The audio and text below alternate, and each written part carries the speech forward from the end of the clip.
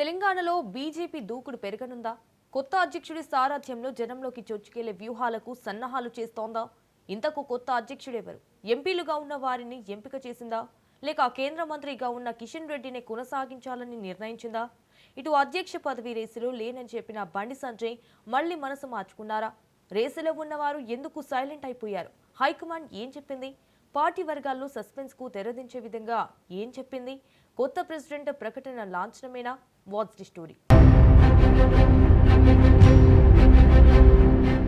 ప్రజలంతా సంక్రాంతి సంబరాల్లో మునిగి తేలుతున్నారు. నేతలు కూడా రెగ్యులర్ సీరియస్ రాజకీయాలకు కాస్త బ్రేక్ ఇచ్చి సొంత కుటుంబాలతో పండుగ జరుపుకోవటానికే ప్రాధాన్యతనిస్తున్నారు.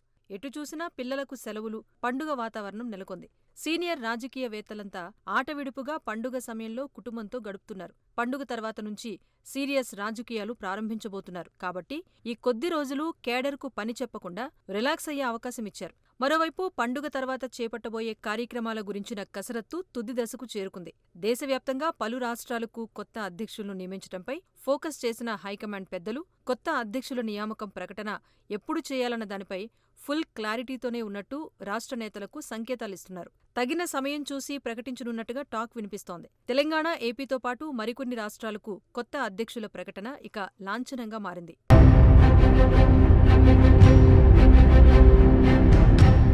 తెలంగాణ బీజేపీ అధ్యక్ష ప్రకటన సంక్రాంతికి ముందే ఉంటుందని భావించిన కొత్త జాతీయ అధ్యక్షుడి ఎంపిక తర్వాత ప్రకటించడం కోసం వాయిదాలు వేస్తున్నారని టాక్.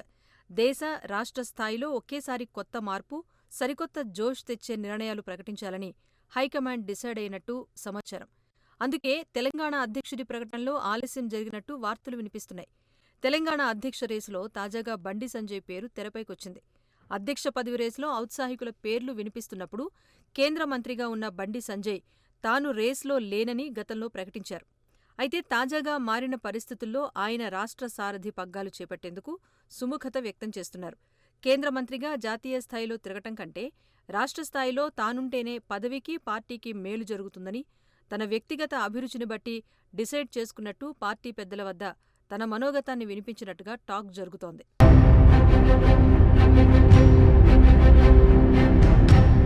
తెలంగాణ అధ్యక్ష బాధ్యతలు చేపట్టేవారు బీసీ సామాజిక వర్గానికి చెందిన వారైతే బావుంటుంది అనే ప్రచారం జరగడంతో ఈటెల రాజేందర్తో పాటు రఘునందన్ రావు, మరికొందరి పేర్లు తెరపైకొచ్చాయి. అయితే ముఖ్యమంత్రి రేవంత్ రెడ్డిని ఢీకొనాలి అంటే బీసీ సామాజిక వర్గం నేత సారథ్యంలో కంటే రెడ్డి సామాజిక వర్గం వారు ఉంటేనే గట్టి పోటీ ఉంటుందని జాతీయ నేతల సర్వేలో తేలినట్టు టాక్ రావడంతో డీకే అరుణ, అసెంబ్లీ బీజేపీ పక్ష నేతగా ఉన్న మహేశ్వర్ రెడ్డి కూడా తమ వంతు ప్రయత్నాలు చేశారు. అయితే అధిష్టానం కిషన్ రెడ్డినే కొనసాగించే ప్రయత్నం చేస్తోందట. ఎందుకంటే గత అసెంబ్లీ ఎన్నికల్లో కిషన్ రెడ్డి సారథ్యంలో పార్టీ ఓడిపోయినా 6 నెలల వ్యవధిలో వచ్చిన ఎంపీ ఎన్నికల నాటికి పుంజుకునేలా చేయటంలో కిషన్ రెడ్డి సక్సెస్ కావటంతో హైకమాండ్ కిషన్ రెడ్డి పేరును కూడా పరిశీలనలోకి తీసుకున్నట్టు టాక్. కొత్త సారథి అన్ని వర్గాలతో కనెక్ట్ కాలేకపోతే గతంలో ఉమ్మడి రాష్ట్రంలోనే పనిచేసిన సుదీర్ఘ అనుభవం ఉన్న కిషన్ రెడ్డి అయితేనే బెటర్ అని అభిప్రాయం ఢిల్లీ పొలిటికల్ సర్కిల్లో వినిపిస్తున్నట్టు టాక్ నడుస్తోంది.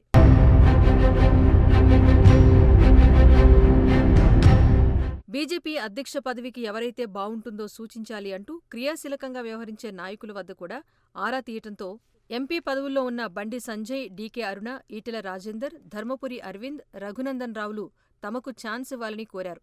ఈ మేరకు తమ వర్గీయులతో పార్టీకి సూచనలు చేసినట్టు టాక్. ఎమ్మెల్యేలు, మాజీ ఎమ్మెల్యేలు, ఎమ్మెల్సీ కోటాను పరిగణలోకి తీసుకుంటే అసెంబ్లీలో గట్టిగా గొంతు వినిపిస్తున్న ఏలేటి మహేశ్వర్ రెడ్డి, రాజాసింగ్, మాజీ ఎమ్మెల్సీ రామచంద్రరావు తదితరులు రేస్లో నిలిచారు. ఔత్సాహికుల నుంచే కాకుండా పార్టీ కేడర్తో పాటు వివిధ మార్గాల ద్వారా కొత్త సారథి ఎంపికపై కసరత్తు చేసిన హైకమాండ్ తాము డిసైడ్ చేసేశామంటూ ఔత్సాహికులతో 2 రోజుల క్రితం క్లారిటీ ఇవ్వటంతో అంతా సైలెంట్ అయిపోయారు.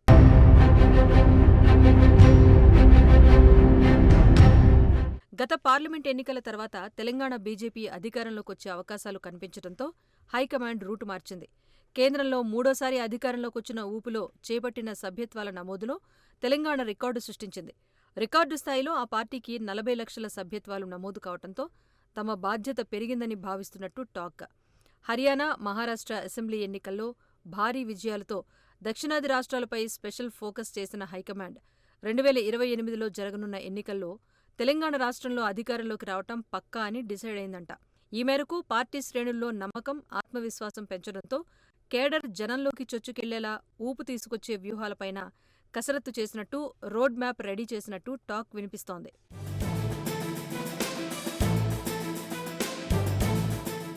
అసెంబ్లీ ఎన్నికల్లో చేసిన పొరపాట్ల నుంచి గుణపాఠం నేర్చుకుని వెంటనే పార్లమెంట్ ఎన్నికల్లో అమలు చేయడంతో రాష్ట్ర అధ్యక్షుడు కిషన్ రెడ్డి సక్సెస్ అయ్యారని పార్టీ వర్గాలు సంతృప్తి చెందారనే టాక్ కొద్ది రోజులుగా బలంగా వినిపిస్తోంది.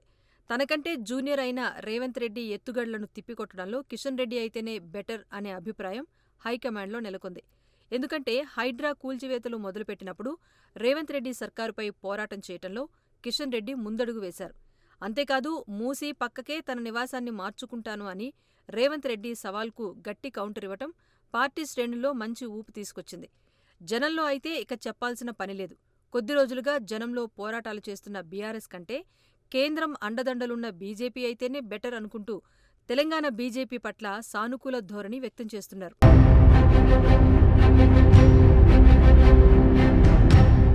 తెలంగాణలో కాషాయ జెండా ఎగురవేస్తామని ధీమా ఒలకబోస్తున్న బీజేపీ జాతీయ నేతలు కమలం పార్టీ సారథి విషయంలో ఎలాంటి నిర్ణయం తీసుకున్నారు? ఎవరిని కొత్త సారథిగా ప్రకటించబోతున్నారు? రాష్ట్రంలో పార్టీ కమిటీల నియామకంలో సైతం ఆచితూచి వ్యవహరిస్తూ జనంలో పనిచేసేవారికే గుర్తింపు ఉంటుందని క్లారిటీ ఇచ్చారు.